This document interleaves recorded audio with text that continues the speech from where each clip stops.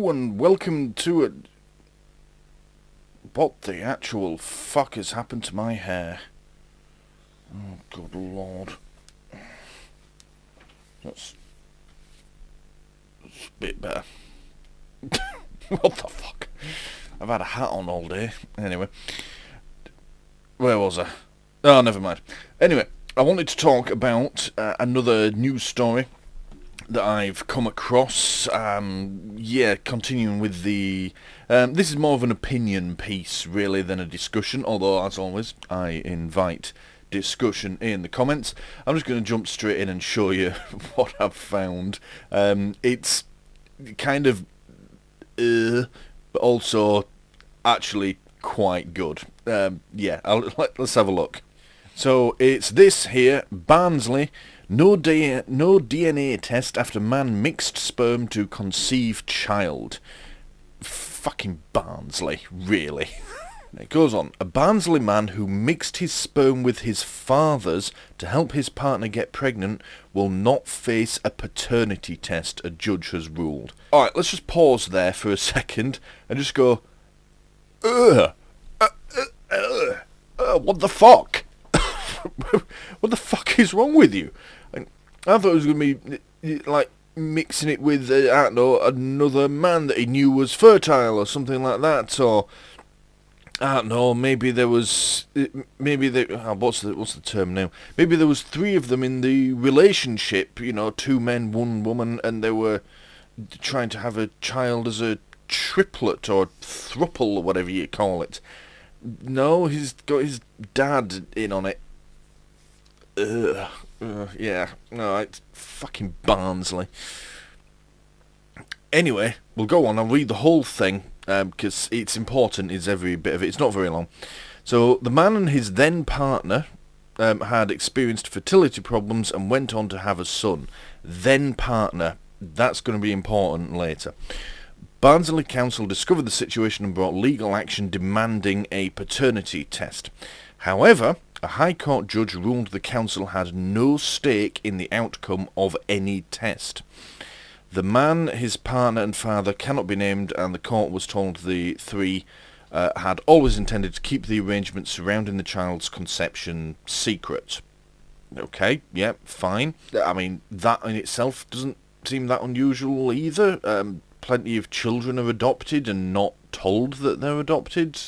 You know, someone might use a sperm donor, perhaps, and never tell the child, or at least not until they're an adult. Keeping it a secret. I mean, mixing it with your dad's is a bit fucking weird, but yeah, anyway, that bit on itself, fine, alright, keeping it a secret. At a hearing in January, the court was told the man, known as PQ, had a father and son relationship with the 5-year-old known as D.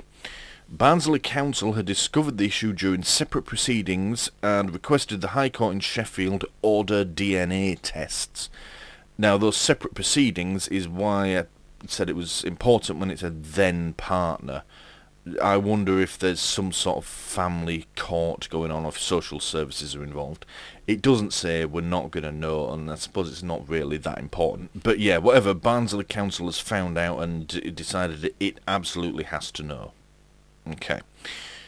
In his ruling, Mr. Justice Poole dismissed their request and said the authority did not have parental responsibility or a personal interest in the boy's biological parentage. Essentially, it's none of your fucking business. It may wish to know who is D's biological father, but it has no stake in the outcome of its application. That's legal speak for it's none of your fucking business.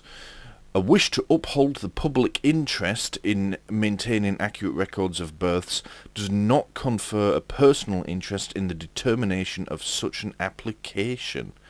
Now that is interesting, because normally you hear in the public interest, that's normally decisions to prosecute and such like. But I'm guessing the standard here is there has to be an actual personal interest, i.e. you have to have parental responsibility or something like that.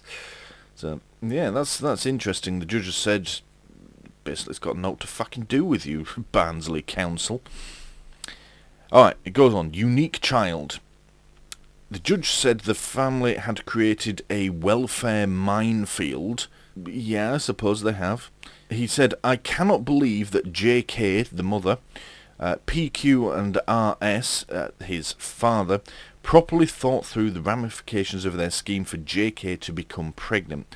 Otherwise, it is unlikely that they would have embarked upon it. Yeah, that's true. He continued that the boy is a unique child who would not exist but for the unusual arrangements made for his conception. But those arrangements have also created the potential for him to suffer emotional harm were he to learn of them. Yeah, okay, fair enough. Yeah, judges do tend to be right about this sort of stuff. Not always, though.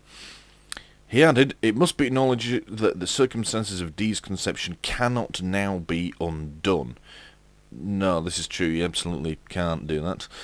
Without testing, his biological paternity remains uncertain, but there is a strong chance, to say the least, that the person he thinks is his grandfather is his biological father, and the person that he thinks is his father is his biological half-brother. Yeah, that is a mindfuck just to get your head around, yeah. Mr. Poole said it was down to the child's family to manage the situation. He concluded that the family may wish to undergo a paternity test to tell the child at a later date, but that is a matter for them. Fantastic, I think about that. I mean, it's fucked up. I mean, what the hell were you thinking? But I like that ruling, because it just... I can't help but think that, people in authority... Local authorities like councils and other branches of government, or the police, nowadays just seem to think they have some God-given right to stick their nose in things that don't concern them. And they need to learn to fuck off when they're told to. And that's pretty much what this judge has said here, and said, yes, it was a bit silly and also pretty disgusting. And they've created a fucking minefield for themselves. I mean, yeah, if this kid finds out, they're just going to be like, what the fuck?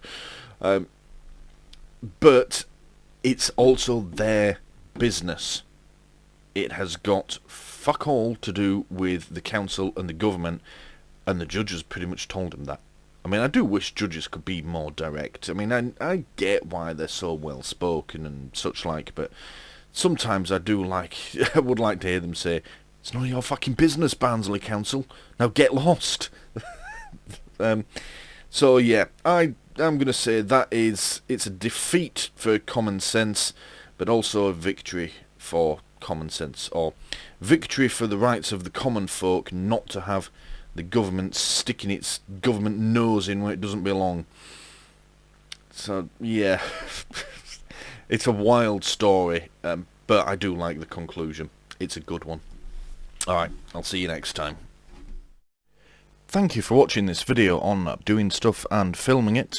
Please don't forget to press the big button here in the middle to subscribe if you haven't already done so. If you liked what you just saw, please click the like button below and leave a comment letting me know what you liked about it. And as always, thank you for watching.